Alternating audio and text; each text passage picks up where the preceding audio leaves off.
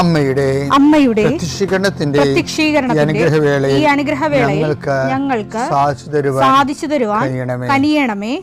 ആമേൻ. വിശ്വാസ പ്രമാണം.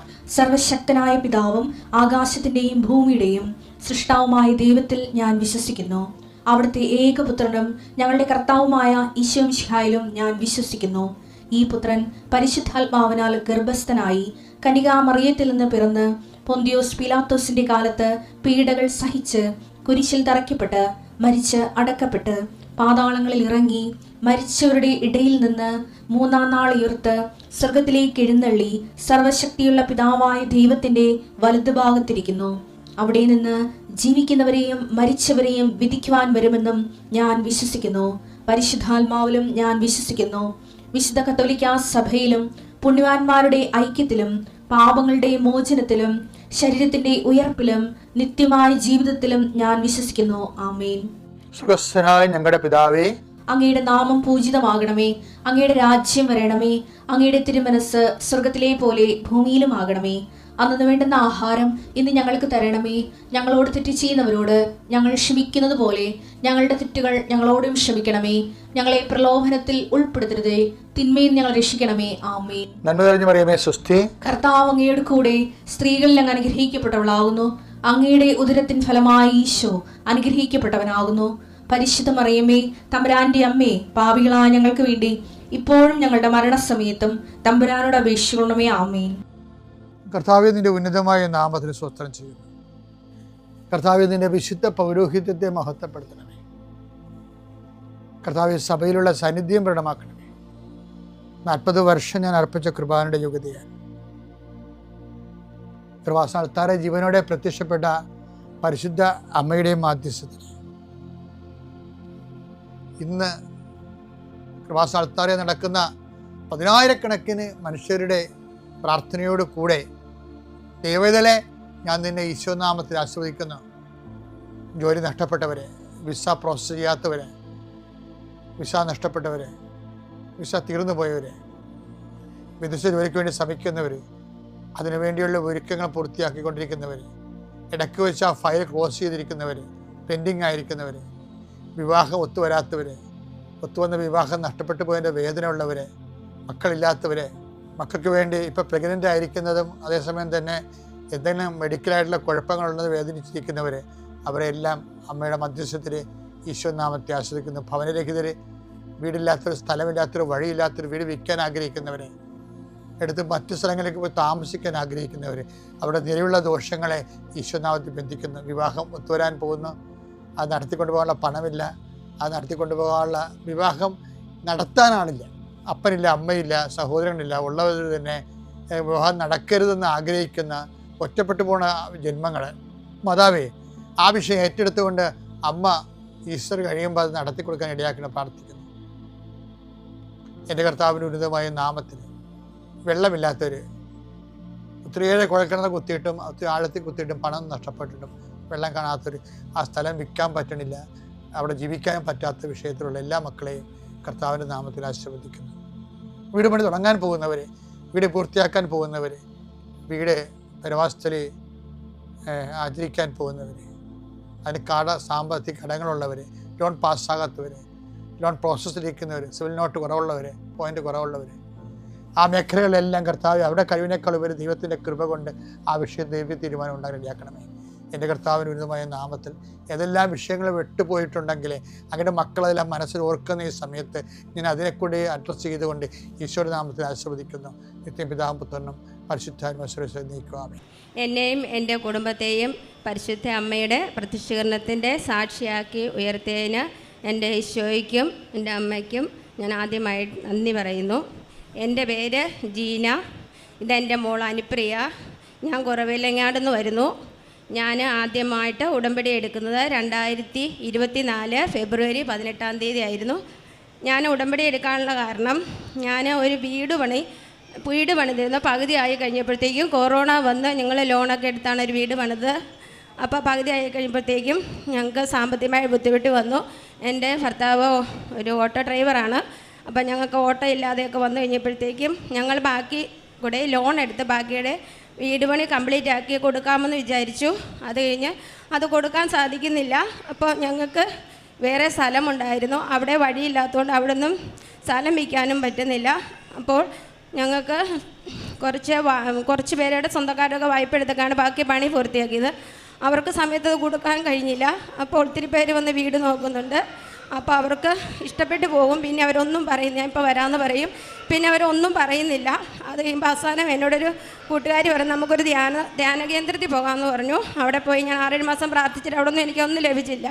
അത് കഴിഞ്ഞ് കൂട്ടുകാരത്തി എന്നോട് കൃപാസനത്തിലെ കാര്യം പറയുന്നത്. എന്നെ കൂട്ടുകാരി ഇവിടെ കൊണ്ടുവന്നു, ഉടമ്പടി എടുപ്പിച്ചു. ഉടമ്പടി എടുത്ത് വീട്ടിൽ ചെന്ന് കഴിഞ്ഞ് ഞാൻ പ്രാർത്ഥിക്കുന്നുണ്ട്. ആദ്യമൊന്നും എനിക്കൊന്നും ലഭിച്ചില്ല. കുറച്ച് കഴിഞ്ഞ് ഒരു 4-5 മാസം കഴിഞ്ഞ് കഴിഞ്ഞപ്പോൾ എനിക്ക് അപ്രതീക്ഷിതമായിട്ട് അമ്മ ഒരു ചിട്ടി തരികയും ആ ചിട്ടിയിൽ ആദ്യത്തെ ചിട്ടി ഞങ്ങൾക്ക് 2 ചിട്ടി ആദ്യത്തെ തരികയും വീട് വിൽക്കാനായിരുന്നു ഞാനോട് ഉടമ്പടിയിൽ എഴുതിയിരുന്നത്. പക്ഷേ എനിക്ക് ആദ്യത്തെ ചിട്ടി 2 ചിട്ടി അമ്മ തരികയും എനിക്ക് എൻ്റെ വീടിൻ്റെ ആധാരം എടുത്ത് തരികയും ചെയ്തു. അതായിരുന്നു എനിക്ക് തന്ന ആദ്യത്തെ അമ്മ എന്ന അനുഗ്രഹം. രണ്ടാമത് എനിക്ക് എൻ്റെ സ്ഥലത്തിന് വഴിയില്ലായിരുന്നു. 70 സെൻറ്റ് സ്ഥലമാണ് ഉണ്ടായിരുന്നത്. 23 വർഷമായിട്ട് ഞങ്ങളുടെ കയ്യിലുള്ള സ്ഥലത്തിന് വഴിയില്ലായിരുന്നു. അപ്പോൾ ആ വഴിയുടെ അടുത്തുള്ളവർക്കൊക്കെ അവർക്ക് വേറെ വഴിയുണ്ട്. അവർക്കിപ്പോൾ ഞങ്ങൾക്ക് വഴി തന്നെങ്കിലും കുഴപ്പമൊന്നുമില്ല. അവർ ആർക്കും വലിയ സമ്മതമില്ലായിരുന്നു. അപ്പം അത് അമ്മയ്ക്ക് ഇവിടെ നിയോഗമായിട്ട് വെച്ചിരുന്നു. അത് കഴിഞ്ഞ് ഞാൻ പ്രാർത്ഥിച്ചുകൊണ്ടേയിരുന്നു. എനിക്ക് വീടിൻ്റെ ആധാരം എടുത്ത് കിട്ടിയത് സെപ്റ്റംബർ മാസത്തിലായിരുന്നു. അത് കഴിഞ്ഞ് എനിക്ക് പിന്നെ ഒന്നും കിട്ടുന്നില്ല. പിന്നെ ഞാൻ ഇങ്ങനെ പ്രാർത്ഥിച്ചുകൊണ്ടേയിരുന്നു. അതിൻ്റെ അടുത്ത് സഹനങ്ങളൊക്കെ ഉണ്ടായിട്ടുണ്ടെങ്കിലും ഞാൻ ഉടമ്പടിയിൽ നിന്ന് പോയില്ല. ഞാൻ നന്നായിട്ട് പ്രാർത്ഥിച്ചുകൊണ്ടേയിരുന്നു. അത് കഴിഞ്ഞ് ഞാനൊരു അമ്മയോട് പ്രാർത്ഥിച്ചുകൊണ്ടിരുന്നപ്പോൾ ചോദിച്ചു, അമ്മ മാതാവേ, എല്ലാവർക്കും അമ്മ ഡേറ്റൊക്കെ കാണിച്ചു തരുന്നുണ്ടല്ലോ, എനിക്ക് മാത്രം ഒരു ഡേറ്റ് കാണിച്ചു തരാത്തതെന്ന് പറഞ്ഞ് അമ്മയോട് ഞാൻ കരഞ്ഞു പ്രാർത്ഥിച്ചപ്പോൾ അമ്മ ഞാൻ മുട്ടുമെന്ന് പ്രാർത്ഥിച്ച് എഴുന്നേറ്റ് കഴിഞ്ഞപ്പം എന്നോട് 7-ാം തീയതി എന്നൊരു ഡേറ്റ് പറഞ്ഞു. അപ്പം ഞാൻ കൊച്ചിനോട് പറഞ്ഞു, മോളെ 7-ാം തീയതി എന്ന് പറയുന്നുണ്ട്, എന്താണെന്നൊന്നും അറിയില്ല. പിറ്റേ ആഴ്ചത്തെ ധ്യാനത്തിൽ അച്ഛൻ പറഞ്ഞു 4-5 എന്ന് പറഞ്ഞ ഡേറ്റ് കർത്താവ് കാണിക്കുന്നുണ്ട്. അത് കഴിഞ്ഞ് നിർത്തിയിട്ട് പറഞ്ഞു 7 എന്നൊരു ഡേറ്റ് കൂടെ കാണിച്ചു തരുന്നുണ്ട്, കർത്താവ് കാണിക്കുന്നുണ്ടെന്ന് പറഞ്ഞു. അപ്പം കൊച്ചിനോട് ഞാൻ പറഞ്ഞു, എടി അന്ന് അമ്മ പറഞ്ഞ ഡേറ്റ് ഇതും തമ്മിൽ സാമീപ്യം ഒരു ഇതുണ്ടല്ലോ, ബന്ധമുണ്ടല്ലോ എന്ന് പറഞ്ഞു. പിന്നെ അത് കഴിഞ്ഞ് എന്നൊന്നും അറിയത്തില്ല. ഞാൻ പിന്നെയും പ്രാർത്ഥിച്ചുകൊണ്ടിരുന്നു. അത് കഴിഞ്ഞപ്പോൾ ഒരു ദിവസം അച്ഛൻ ധ്യാനത്തിൽ പറഞ്ഞു, ചിലർക്ക് ഒരു ഡേറ്റൊക്കെ പറഞ്ഞു തന്നാലും ഒരു 5-6 മാസം കഴിഞ്ഞ് അവർക്ക് അതിൻ്റെ അനുഗ്രഹം കിട്ടുകയുള്ളൂ എന്ന് പറഞ്ഞു. അപ്പോൾ ഞാൻ ഓർത്തത് എന്നെക്കുറിച്ച് പറയുന്നതായിരിക്കും. ഞാൻ പിന്നെ നന്നായിട്ട് പ്രാർത്ഥിച്ചുകൊണ്ടിരുന്നു. അപ്പോൾ ഒരു 4 മാസമൊക്കെ കഴിഞ്ഞപ്പം ഞാൻ പറഞ്ഞു, അമ്മയോടും പറഞ്ഞു, ഇങ്ങനെ പോയാൽ എങ്ങനെ എനിക്ക് എന്തെങ്കിലുമൊക്കെ ചെയ്തു തരണം, ഞാനല്ലേ എങ്ങനെ മുന്നോട്ട് പോകും എന്ന് ഞാൻ പറഞ്ഞുകൊണ്ടിരുന്നു. കഴിഞ്ഞപ്പോഴത്തേക്ക് അന്ന് അങ്ങനെ പറഞ്ഞ് പ്രാർത്ഥിച്ച് കഴിയുമ്പോൾ ഒരു മണിക്കൂർ കഴിഞ്ഞപ്പോഴത്തേക്കും എൻ്റെ ഹസ്ബൻഡ് വിളിച്ചു, എടി നമുക്ക് വഴി തരാം എന്ന് പറഞ്ഞ് അവിടുത്തെ നമ്മുടെ പറമ്പിൻ്റെ അടുത്തുള്ള ചേട്ടൻ എന്നെ വിളിച്ചു എന്ന് പറഞ്ഞു. അപ്പോൾ തന്നെ പറഞ്ഞു, മാതാവ് ഈശോ ഇടപെട്ടെന്ന് എനിക്ക് മനസ്സിലായി. അന്നേരം അത് കഴിഞ്ഞ് പറഞ്ഞു, നീ ഇങ്ങനെ പറഞ്ഞിട്ടുണ്ട്, പറമ്പിലേക്ക് വരാൻ പറഞ്ഞിട്ടുണ്ടെന്ന് പറഞ്ഞു. അത് കഴിഞ്ഞ് ഒരു 2-3 ദിവസം കഴിഞ്ഞപ്പോഴത്തേക്ക് അവർ വീണ്ടും വിളിച്ചു, ഞങ്ങൾ നിങ്ങളുടെ പറമ്പിലുണ്ട്, ആ 2-3 പേര് ഉണ്ട്, നിങ്ങൾ അങ്ങോട്ട് വേഗം വരാൻ പറഞ്ഞു. ഞങ്ങളവിടെ ചെല്ലുമ്പോൾ ഒരു 4-5 പേര് ഞങ്ങളുടെ പറമ്പിൽ വന്നിരിക്കണം. അവർക്ക് ആർക്കും വഴിയുടെ ആവശ്യം സത്യം പറഞ്ഞാൽ ഇല്ല. അവരെല്ലാവരും കൂടെ ഞങ്ങളുടെ പറമ്പിൽ നിന്നിട്ട് പറഞ്ഞു, നിങ്ങളുടെ ഈ സ്ഥലത്തിന് നിങ്ങളുടെ സ്ഥലം പോവാത്ത രീതിയിൽ ഒരു 2 സൈഡ് നടുക്കൂടെ വരുമ്പോൾ 2 സൈഡിൽ കൂടെയാണ് ഇത് വരുന്നത്. അപ്പം പറഞ്ഞാൽ നിങ്ങളുടെ സ്ഥലം സ്ട്രെയിറ്റ് ആയിട്ട് തന്നെ വഴി വരുന്ന രീതിയിലേക്ക് വഴി വെട്ടിത്തരാം, സജിക്കൊരു 10 സെൻറ്റ് സ്ഥലം ഇവിടുന്ന് കൊടുക്കാൻ പറ്റുന്ന രീതിയിലേക്ക് വഴി ഞങ്ങൾ വെട്ടിത്തരുകയുള്ളൂ എന്ന് പറഞ്ഞു. അതെനിക്ക് ഭയങ്കര അത്ഭുതമായിരുന്നു. കാരണം ഞാൻ മാതാവിൻ്റെ കാശിടെ മുറുക്കെ പിടിച്ചവിടെ നിൽക്കുകയായിരുന്നു. ഞാൻ പൊക്കത്തിൽ നോക്കിയിട്ട് വിശ്വാസ പ്രമാണം ചൊല്ലിക്കൊണ്ടിരിക്കുകയായിരുന്നു. നിങ്ങൾ ഇനി ഒരാഴ്ച കൂടെ കഴിയുമ്പോഴത്തേക്കും നമുക്ക് ഇവിടെ വഴി വെട്ടിയേക്കാമെന്ന് പറഞ്ഞു. എന്നിട്ട് ഞങ്ങൾ തിരിച്ചു പോയി വീട്ടിലേക്ക് പോന്നു. അത് കഴിഞ്ഞിട്ട് വീണ്ടും അവർ വിളിക്കുന്നു, സതി ഇന്ന ദിവസം വന്നേരെ, നമുക്ക് ഒരു വ്യാഴാഴ്ച ദിവസമായിരുന്നു ഒന്ന്, നമുക്കിന്ന് വഴി വെട്ടിയേക്കാമെന്ന് പറഞ്ഞു.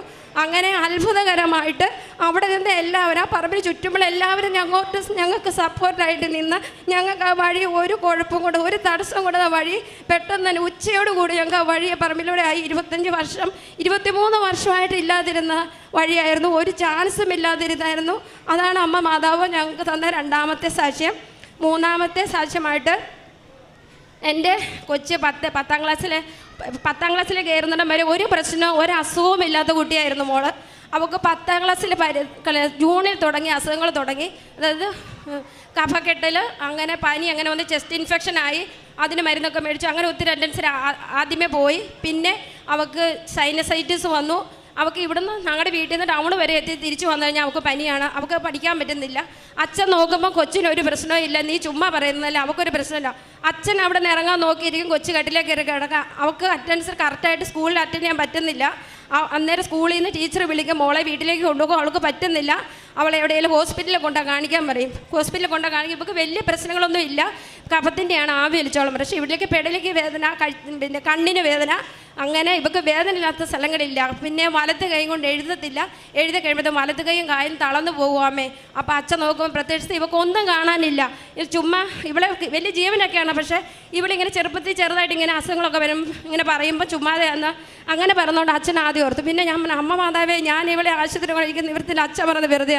ഞാൻ ഇവൾക്ക് തൈലം പുരട്ടി ഒരാഴ്ചയോളം ഞാൻ തലയിലും കഴുത്തിലും അമ്മയുടെ ഈ എണ്ണ തൈലമാണല്ലോ ഏറ്റവും വലിയ മരുന്ന്, ഞാനിത് പുരട്ടാൻ പോകുക. അല്ലാതെ എനിക്ക് ഹോസ്പിറ്റലിൽ കൊണ്ടുപോകാൻ ഭർത്താവിൻ്റെ അനുവാദമില്ല, നിർവാഹമില്ല, ഇവൾക്ക് വേറൊരു കുഴപ്പമില്ലെന്നാണ് ഭർത്താവ് പറയുന്നത്. ഞാനിത് പുരട്ടി ഒരാഴ്ച കഴിയുമ്പോൾ ഇവൾക്ക് എപ്പം മാറി നിർത്തി. ഒരാഴ്ച കഴിയുമ്പോൾ ഞാൻ ഇവളോട് ചോദിച്ചു, നിനക്ക് ആ കുഴപ്പമില്ലേ ഇപ്പം ചോദിച്ചു.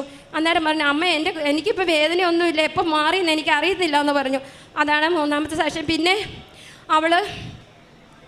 പിന്നെ അവൾക്ക് അസുഖങ്ങൾ വന്നുകൊണ്ടിരിക്കുന്നു, ഇടയ്ക്കിടയ്ക്ക് ഇങ്ങനെ വന്നുകൊണ്ടിരിക്കുന്നു. അത് കഴിഞ്ഞപ്പോഴത്തേക്കും ഇവൾക്ക് പിന്നെ സ്കൂളിൽ പോകാൻ പറ്റുന്നില്ല. അന്നേരം ഞാൻ അമ്മയോട് ഞാൻ ഒത്തിരി വഴക്കുണ്ടാക്കി പറഞ്ഞ്, ഞാൻ ഉടമ്പടി എടുത്തതല്ലേ അമ്മ, എൻ്റെ കുഞ്ഞിനെ പഠിക്കാൻ പറ്റുന്നില്ലല്ലോ, എന്ത് ചെയ്യും, എൻ്റെ ഉടമ്പടി അമ്മ അംഗീകരിച്ചിട്ടില്ലേ എന്നും പറഞ്ഞ് ഞാൻ ഒത്തിരി പ്രാർത്ഥിച്ചു, മുട്ടിമേ നിന്ന് പ്രാർത്ഥിച്ചു. അന്ന് രാത്രി ഇവള് പറഞ്ഞു, അമ്മേ ഇവള് ഉറങ്ങാൻ തുടങ്ങി. ഇവിടെ അടുത്ത് 4 ഏറ്റുപോലെ ഇവളറിയും. ഇവള് പകുതി ഉറക്കത്തിലായിരുന്നു. അമ്മ എൻ്റെ അടുത്തൊരാൾ വന്നു. ആരാന്ന് പറഞ്ഞു, തലയിലൊരു തുണി ഇട്ടൊരു അമ്മയാണ്. അത് വെള്ള ഉടുപ്പ് നീല ഷോളുമാണ് ഇട്ടിരിക്കുന്നത്. എൻ്റെ തലയിൽ തൊട്ട് തലോടിയെന്ന് പറഞ്ഞു. അന്നേരം ഞാനത് ശരിക്കും അറിഞ്ഞമ്മ. എന്നെ 2-3 പ്രാവശ്യം ഇങ്ങനെ തലയിൽ തഴുകി. അപ്പോൾ ഒരു 2 കൊമ്പുള്ള ഒരു രൂപ എൻ്റെ അടുത്തുനിന്ന് തടസ്സപ്പെടുത്താൻ നോക്കുന്നുണ്ട്. അപ്പോൾ അമ്മ ആ കൈ ആ രൂപത്തിന് നേരെ ഇങ്ങനെ നീട്ടി കഴിയുമ്പോൾ അതങ്ങ് അലിഞ്ഞു പോയി എന്ന് പറഞ്ഞു. അപ്പം എനിക്ക് മനസ്സിലായി അമ്മ മാതാവ് ഇവിടെ അടുത്ത് വന്നു എന്ന്. എനിക്ക് പകുതി സമാധാനമായി, അമ്മ ഇവിടെ കാര്യങ്ങൾ ഏറ്റെടുത്തിട്ടുണ്ടെന്ന്. അപ്പോൾ SLC പരീക്ഷ ആയപ്പോൾ വീണ്ടും അവൾക്ക് അസുഖങ്ങൾ വരുന്നുണ്ട്. എങ്കിലും എനിക്ക് ധൈര്യമായി, അമ്മ കൂടെ ഉണ്ടല്ലോ. അമ്മ എനിക്ക് ഇവിടെ ഞാൻ നിയോഗം എഴുതിയിട്ട് പറഞ്ഞു, അമ്മ അവൾക്ക് ആദ്യം ഞാൻ ഫുൾ A+ ആയിരുന്നു എഴുതിയത്. പിന്നെ ഞാനത് വെട്ടി 7 A+ എഴുതി. എൻ്റെ കുഞ്ഞിന് 7 A+ തന്നു. SLC SLCക്ക് 7 A+ തരണേന്ന് പറഞ്ഞ് ഞാൻ എഴുതി. പക്ഷേ റിസൾട്ട് വന്നു കഴിഞ്ഞപ്പോൾ അവൾക്ക് അമ്മ മാതാവ് 7 A+ തന്നെ കൊടുത്ത് വിജയിപ്പിച്ചു. അമ്മ മാതാവിനും ഈശോയ്ക്കും 1000 നന്ദി പറയുന്നു. പിന്നെ എൻ്റെ മോന് ലൈസൻസ് ലഭിക്കാനായിട്ട് ആദ്യം അവൻ 2 പ്രാവശ്യം പോയി. ലൈസൻസിന് പോയിട്ട് അമ്മ എനിക്ക് പേടി, അവൻ നന്നായിട്ട് ഡ്രൈവ് ചെയ്യും, പക്ഷേ 2 പ്രാവശ്യം പോയിട്ട് അവന് പേടിയാണ്. ഇനി 3ാം പ്രാവശ്യം ഞാൻ ഇനി ലൈസൻസ് എടുക്കാൻ പോടില്ല അമ്മേ, എനിക്ക് കിട്ടിയല്ല, ഞാനിത് വേണ്ടെന്ന് പോകും, എനിക്ക് പേടിയല്ല, ഒരു കാണുമ്പോൾ ഡ്രൈവ് ചെയ്യാൻ പേടിയാണ്. പക്ഷെ അവൻ നന്നായിട്ട് ഡ്രൈവ് ചെയ്യും.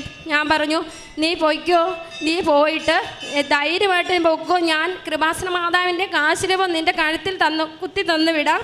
അപ്പം നിനക്ക് ഇപ്രാവശ്യം എന്നാണ് ലൈസൻസ് കിട്ടും മോനെ, പൊയ്ക്കോളാൻ പറഞ്ഞു. അപ്പോൾ അവൻ ധൈര്യമായിട്ട് പോയി വണ്ടി ഓടിച്ച് ഒരു ശകലം പകുതി ഓടിച്ചപ്പോഴത്തേക്കും ഓടിക്കുന്ന ആൾ പറഞ്ഞു, മോനെ ഇനി ഓടിക്കണം, നീ നന്നായിട്ട് ഡ്രൈവ് ചെയ്യുന്നുണ്ട്, നീ നിർത്തിക്കോളാൻ പറഞ്ഞു. അത് അവന് ഭയങ്കര സന്തോഷമായി. പിന്നെ ഞാൻ മാതാവിൻ്റെ സാന്നിധ്യം എനിക്ക് അനുഭവപ്പെട്ടിട്ടുണ്ട്. ഞാൻ മെഡിക്കൽ കോളേജിൽ പത്രം കൊടുത്തിച്ച് വീട്ടിൽ വന്നു കഴിഞ്ഞ് തിരി കത്തിച്ച് കഴിഞ്ഞപ്പോൾ തിരിക്കകത്ത് രാവിലെ ഭയങ്കര ഒരു പ്രകാശം വന്നപ്പോൾ ഞാനോർത്ത് എൻ്റെ ഞാൻ രാവിലെ എഴുന്നേറ്റ് കണ്ണിൻ്റെ എന്തെങ്കിലും പ്രശ്നമാണെന്നോർത്ത് പിന്നെ ഒന്നോട് തൂത്ത് നോക്കണം, വലത് സൈഡിൽ ഇങ്ങനെ മാതാവ് തെളിഞ്ഞു വന്നിരുന്നു. പിന്നെ മുറ്റം അടിച്ചുകൊണ്ടിരുന്നു. രാവിലെ ഒരു 10 മണിയൊക്കെ മുറ്റം അടിച്ചുകൊണ്ടിരുന്നിച്ച് ഞാൻ ഹസ്ബൻഡ് ചായ വെക്കാമെന്ന് പറഞ്ഞപ്പോൾ പെരക്കകത്ത് കയറി വന്നപ്പോഴത്തേക്കും ഹസ്ബൻഡിൻ്റെ മുഖത്തേക്ക് നോക്കിയപ്പോഴത്തേക്കും ഒരു സൈക്കിൾ ടയറിൻ്റെ വട്ടത്തിൽ ഇങ്ങനെ കറങ്ങിയാണ് അതിൻ്റെ അകത്ത് തിരമാലകൾ അടിക്കുകയാണ് നന്നായിട്ട്. പക്ഷേ എനിക്ക് ആദ്യം ഇത് എന്താണെന്ന് മനസ്സിലപ്പോൾ നിൻ്റെ കണ്ണിൻ്റെ കാഴ്ചക്ക് എന്തെങ്കിലും പറ്റിയായിരിക്കും, നീ അകത്തേക്ക് മുഖം കഴുകാൻ ഇല്ല, ഞാൻ എന്നോട് സൂക്ഷിച്ചു കേട്ടു. പക്ഷേ ഇതെന്താ എനിക്കൊന്നും മനസ്സിലാകുന്നില്ല, നന്നായിട്ട് കറങ്ങുന്നുണ്ട്. ഇത് കേട്ട് മോൻ ഇറങ്ങി വന്നപ്പോൾ മോൻ്റെ ശിരസിൽ ഇതുപോലെ നന്നായിട്ട് ഇങ്ങനെ തിരമാല അടിക്കണം. അയ്യോ, പെട്ടെന്ന് ഞാൻ കണ്ണടിച്ചിരുന്ന പിന്നെയാണ് മനസ്സിലായത് മാതാവ് വന്നതാണല്ലോ. അത് കഴിഞ്ഞ് പിന്നെയാണ് എനിക്ക് അപ്പോഴത്തേക്കും പിന്നെ നോക്കിയപ്പോൾ കാണാനില്ല. അന്ന് തന്നെ വീട്ടിലൊരു പ്രാവ് വന്ന് അന്നാണ് ഞങ്ങൾക്ക് അതിൻ്റെ പിറ്റേ ആഴ്ചയാണ് ഞങ്ങൾക്ക് ചിട്ടി ദൈവം തരികയും അതൊക്കെ ഞങ്ങൾക്ക് അത്ഭുതങ്ങളൊക്കെ വീട്ടിൽ സംഭവിച്ചതും. പിന്നെ കാരുണ്യ പ്രവൃത്തികളെന്ന് പറഞ്ഞാൽ ഞാൻ എന്നെക്കൊണ്ട് പറ്റുന്ന പോലെ പൈസ കൊടുത്തൊക്കെ സഹായിക്കും. എൻ്റെ കയ്യിലുള്ളതുപോലെ ഇല്ലാത്തൊരു വഴി സൈഡ് കാണുന്നവർക്കൊക്കെ ഭക്ഷണം മേടിച്ച് കൊടുക്കും. പിന്നെ മെഡിക്കൽ കോളേജിൽ, പിന്നെ ഗവൺമെൻറ് ആശുപത്രിയിൽ ഇവിടെയൊക്കെ കൊണ്ട് ഞാൻ പത്രം കൊടുക്കാറുണ്ട്. പിന്നെ എനിക്ക് കിട്ടിയ അത്ഭുതങ്ങളെക്കുറിച്ചും അനുഗ്രഹങ്ങളെക്കുറിച്ചും ഞാൻ പറയാറുണ്ട്. പിന്നെ ഞങ്ങളെല്ലാവരും ഇപ്പം മോനും മോളും ഒക്കെ ഭയങ്കര വിശ്വാസത്തിലാണ്. അമ്മയുടെ കാശ് രൂപമില്ലാതെ അവരൊരു സ്ഥലത്തും ഇറങ്ങിപ്പോകില്ല. എടുക്കാൻ മറന്നു പോയെങ്കിൽ അവർ തിരിച്ചു വരും. അത്രയ്ക്കും വിശ്വാസമാണ്. പ്രാർത്ഥിക്കാതെ ഒരു സ്ഥലത്തും പിള്ളേരും ഞാനും എൻ്റെ കുഞ്ഞുങ്ങളും ഇറങ്ങാറില്ല. അമ്മയും ഈശോയ്ക്കും എനിക്ക് തന്ന എല്ലാ അനുഗ്രഹങ്ങൾക്കും ഞാൻ കോടാനുകോടി നന്ദി പറഞ്ഞുകൊണ്ട് ഞാൻ എൻ്റെ സാക്ഷ്യം നിർത്തുന്നു. വിശുദ്ധ മത്തായിയുടെ സുവിശേഷം 10-ാം അധ്യായം 31-32 തിരുവചനങ്ങൾ. അതിനാൽ ഭയപ്പെടേണ്ട, നിങ്ങൾ അനേകം കുരുവികളേക്കാൾ വിലയുള്ളവരാണല്ലോ. മനുഷ്യരുടെ മുൻപിൽ എന്നെ ഏറ്റുപറയുന്നവനെ എൻ്റെ സ്വർഗസ്ഥനായ പിതാവിൻ്റെ മുൻപിൽ ഞാനും ഏറ്റുപറയും. ജീന എന്ന ഈ സഹോദരി എൻ്റെ പ്രത്യക്ഷീകരണ സാക്ഷ്യം ഏറ്റുപറയുന്നത് അവരുടെ സമയച്ചുരുക്കത്തിൽ അവരുടെ വലിയ ജീവിതഭാരം പരിശുദ്ധമ്മയുടെ മധ്യസ്ഥതയിൽ ഈശോ ലഘൂകരിച്ചു കൊടുത്തതിനെ എടുത്തു മാറ്റിയതിനെക്കുറിച്ചാണ്. കടം മൂലം അവരുടെ വീട് നഷ്ടപ്പെടും, അല്ലെങ്കിൽ അവരുടെ ആധാരം നഷ്ടപ്പെടും എന്നുള്ളൊരു വലിയ സങ്കടാവസ്ഥയിൽ പരിശുദ്ധ അമ്മ തന്നെ 7 എന്ന അക്കം നൽകി വളരെ സന്തോഷത്തോടുകൂടി അവർക്ക് ആധാരം തിരിച്ചു കിട്ടാനുള്ള എല്ലാ സാധ്യതകളും നൽകി. കുറിയടിക്കുവാനും അതുപോലെ തന്നെ സാമ്പത്തികമായ സഹായങ്ങൾ മറ്റുള്ളവരിൽ നിന്ന് പെട്ടെന്ന് ലഭിക്കുവാനുമുള്ള സാധ്യതകൾ അവർക്കുണ്ടായി എന്ന ഈ സാക്ഷ്യത്തിലൂടെ അമ്മ ഏറ്റു പറയുകയാണ്.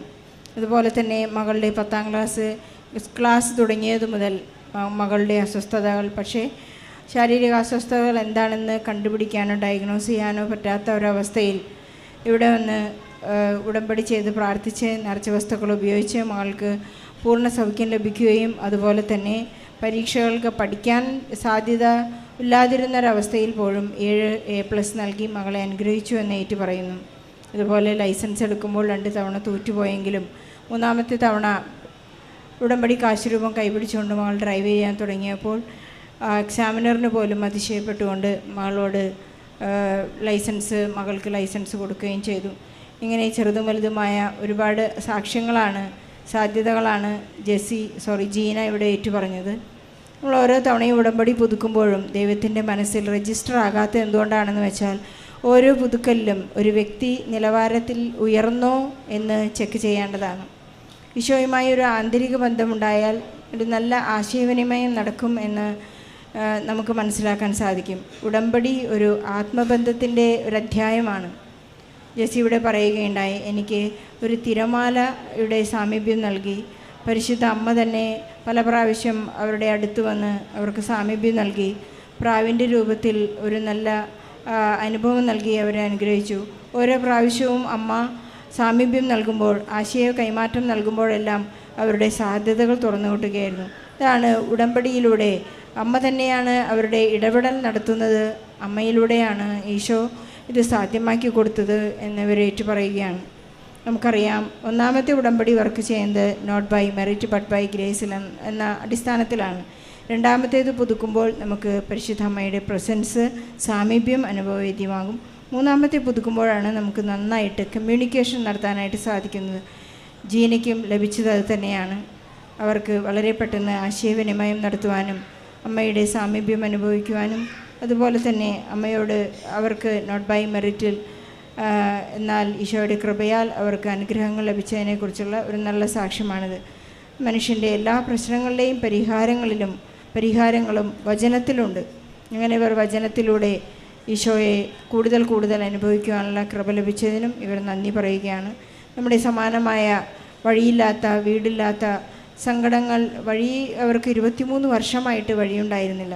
വളരെ പെട്ടെന്നായിരുന്നു സമയ ചുരുക്കത്തിൽ എല്ലാ സാധ്യതകളും തുറന്നു കിട്ടി അവർക്ക് വീടിന് വഴി നൽകുകയും അവിടെ ടൈൽ വിരിക്കാനും നല്ലൊരു വഴിയായി അവർക്ക് ലഭിച്ചത് എന്നേറ്റു പറയുന്നു. എത്ര തന്നെ പഴകിയതായാലും, എത്ര തന്നെ സാധ്യമല്ല എന്ന് ഉദ്ദേശിക്കുന്ന കാര്യങ്ങൾ പോലും പരിശുദ്ധ അമ്മയുടെ ഇടപെടൽ മൂലം സമയച്ചുരുക്കത്തിൽ നമുക്ക് സാധ്യമാകുന്നത്. ഈ സാക്ഷ്യത്തിലൂടെ അല്ലെങ്കിൽ ഇവിടെ നടക്കുന്ന എല്ലാ അത്ഭുത സാക്ഷ്യങ്ങളിലും നമുക്ക് കേൾക്കാവുന്നതാണ്. ഈശോയ്ക്കും പരിശുദ്ധ അമ്മയ്ക്കും നന്ദി പറഞ്ഞുകൊണ്ട് നമ്മുടെ ജീവിത പ്രതിസന്ധികളെല്ലാം ഈ സാക്ഷ്യത്തോട് ചേർത്ത് വെച്ച് ഈശോയ്ക്കും പരിശുദ്ധ അമ്മയ്ക്കും നല്ല ഒരു കൈയടി നൽകി ഈ സാക്ഷ്യം നമുക്ക് സമർപ്പിക്കാം.